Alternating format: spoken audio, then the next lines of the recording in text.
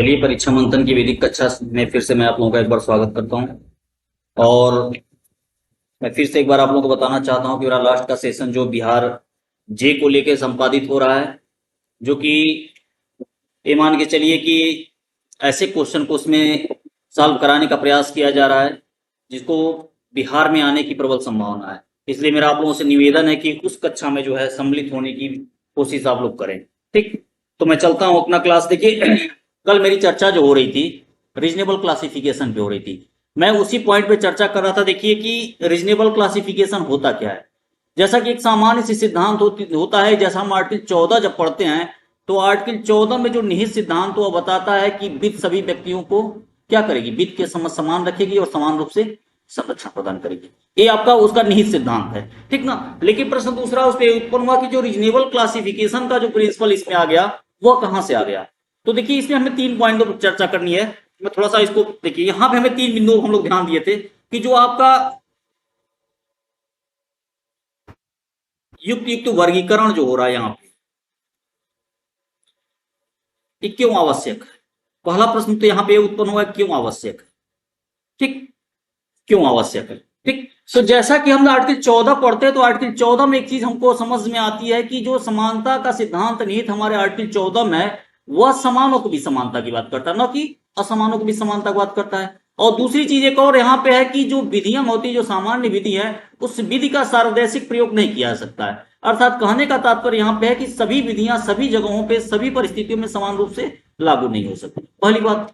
ठीक, तो इस आधार पे क्या है, रीजनेबल क्लासिफिकेशन हमारे लिए आवश्यक हो जाता है। क्लियर है, इसका आंसर मिला। दूसरा चीज कि हमारे यह स्पष्ट रूप से किसी चीज को वर्णन नहीं किया गया आर्टिकल 14, तो यहां पे हमको आवश्यक इसलिए हो जाता है कि विधियां जो होती है, जो सामान्य विधि होती है, उसको सार्वदेशिक रूप से हम प्रयोग नहीं कर सकते, पहली बात। और सभी व्यक्तियों पे समान रूप से लागू नहीं हो सकती, इसलिए नहीं लागू होती है कि व्यक्ति अपनी योग्यता से, अपनी परिस्थिति से क्या होता है, अन्य लोगों से। ठीक, दूसरी बात कि जो हम विभिन्न प्रकार के न्यायिक विनिश्चय जो इसके संदर्भ में है उसका जब अध्ययन करते हैं तो वहां बातें स्पष्ट होती है कि आर्टिकल 14 जो होता है हमें युक्त युक्त वर्गीकरण की अनुमति प्रदान करता है। ठीक, तो यानी कि दो चीजें, यानी हम इसके लिए आवश्यक इसलिए हो गया कि जब हम आर्टिकल 14 का विश्लेषण करते हैं तो यहाँ पे चीजें स्पष्ट होती हैं, क्योंकि आर्टिकल 14 कहता है समानों को भी समानता की बात, न कि असमानों के बीच बात। और दूसरी चीज ये बात है कि विधियां जो होती है, सामान्य विधि होती है, उसका सार्वदेशिक प्रयोग नहीं कर सकते, सभी जगह समान रूप से लागू नहीं हो सकती विधियां ना, क्योंकि सब व्यक्ति जो होते हैं अपनी परिस्थितियों से, अपनी योग्यता से भिन्न होते हैं, ठीक ना, अपने नेचर से भिन्न होते हैं। तो ऐसी स्थिति में क्या होता है, लागू नहीं हो सकती। दूसरी बात जो हम यहाँ पे न्यायिक विनिश्चय पर ध्यान देते हैं, आपका जो न्यायिक निर्णय है, जब इस न्यायिक निर्णयों पे ध्यान दिया जाता है तो हमको ये बातें स्पष्ट हो जाती हैं कि रीजनेबल क्लासिफिकेशन क्यों आवश्यक है। इसका आंसर तो आपको मिल गया। दूसरी बात यह होगी यहाँ पे कि जो रीजनेबल क्लासिफिकेशन हो रहा है, तो रीजनेबल क्लासिफिकेशन के लिए सबसे महत्वपूर्ण होता है कि वह जो वर्गीकरण हो रहा है, जो क्लासिफिकेशन हो रहा है, वह क्लासिफिकेशन पहली चीज वो रीजनेबल होना चाहिए। दूसरी चीज है उसको भ्रामक नहीं होना चाहिए। यहाँ पे न्यायिक निर्णय में कौन से निर्णय बताएंगे आप। एक अनिरुषा का केस था, दूसरा कौन सा था, स्टेट ऑफ बिहार व प्रवक्ता संघ का था, ठीक ना। तो दो चीजें हो गई यहाँ पे, दो निर्णय में यहाँ पे चर्चा किया था।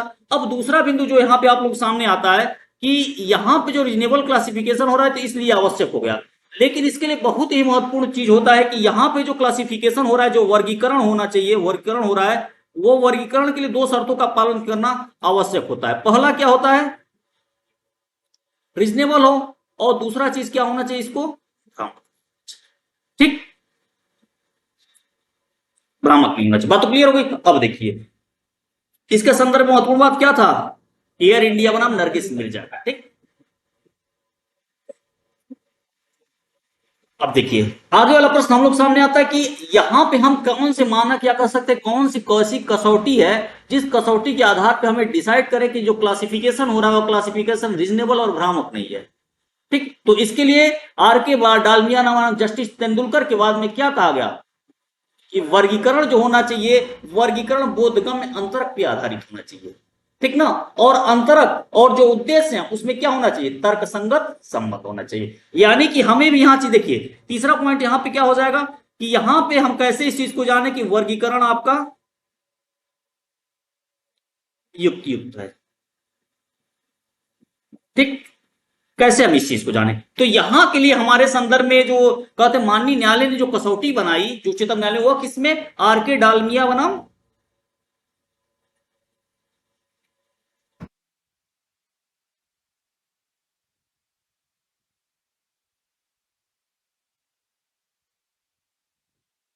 जस्टिस तेंदुलकर। जस्टिस कौन थे? परदास थे, ठीक ना। यहां पे कसौटी बताई गई पहली, देखिए यहां पे दो शर्तों का पालन करना है। पहला शर्त हो जाए वर्गीकरण होना चाहिए, वो किस पे होना चाहिए? बोधगम्य अंतरक पे आधारित। देखिए क्वेश्चन आर के डालमिया का क्वेश्चन आप ध्यान दीजिएगा, पीटी में ही पूछता है, इस चीज को हमेशा ध्यान रखिएगा कि पीटी में जो क्वेश्चन आते हैं कि वर्गीकरण जो होता है युक्ति युक्त है, किस बात में कहा गया, या इस तरह क्वेश्चन आ सकता है कि जो वर्गीकरण किया गया आर्टिकल 14 में, रीजनेबल वर्गीकरण कह सकते हैं, वह रीजनेबल क्लासिफिकेशन कैसे माना जाएगा? क्लास क्या हुआ दिक्कत, सॉरी क्या, कि रीजनेबल क्लासिफिकेशन जो हो रहा है इसके लिए किन शर्तों का पालन किया है? तो पहली शर्त यह होती है कि वर्गीकरण क्या होना चाहिए? बोधगम्य अंतरक पे आधारित होना चाहिए, ठीक ना। किस पे होना चाहिए?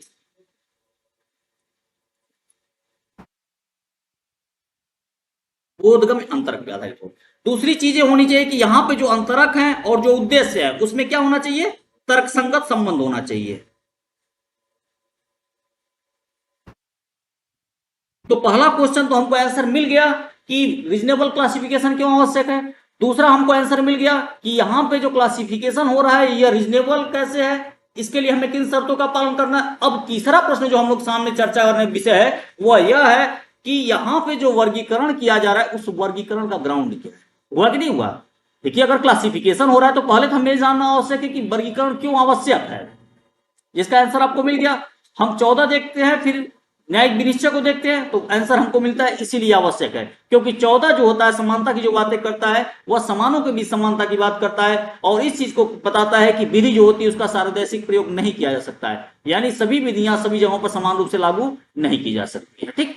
और दूसरा हम निर्णय पे जाते हैं, निर्णय भी ये कहता है, निर्णय दो चीजें हैं इसमें, एक अनिरुषा का केस है, उसमें क्या बताया गया, बहुत महत्वपूर्ण केस मैं बताया हूं कि उसमें कहा गया कि विधानमंडल क्या होता है, मनुष्यों के संबंधों से उत्पन्न होने वाली विभिन्न प्रकार की समस्याओं का क्या होता है, सामना करना पड़ता है, इसलिए क्या होता है, क्लासिफिकेशन अपरिहार्य हो जाता है, ठीक ना।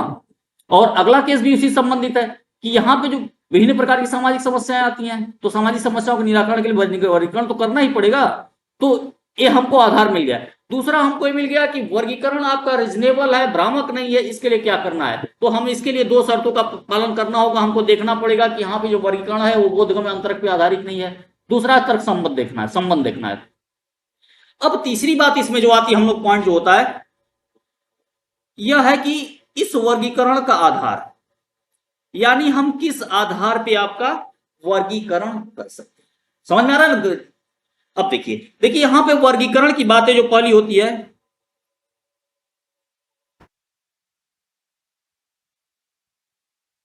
भौगोलिक दशाओं के आधार पर हम वर्गीकरण करते हैं। किस पे करते हैं? पहला होता है एक भौगोलिक दशाओं पे, जैसे कि मान लिया जाए एक प्रांत को ले लिया जाए, ठीक ना, इस प्रांत को कई भौगोलिक क्षेत्रों में बांट देते हैं, ठीक।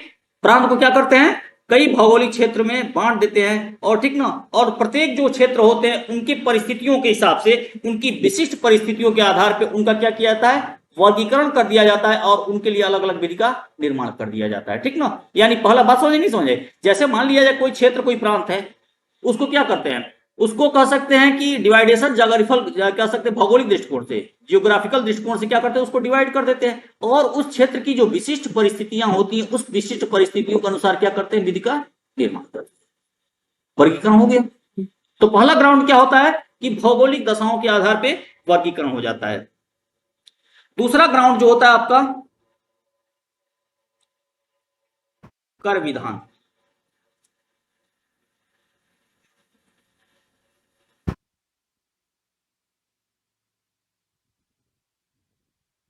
यहां पे राज्य क्या करती है, व्यक्ति और वस्तुओं,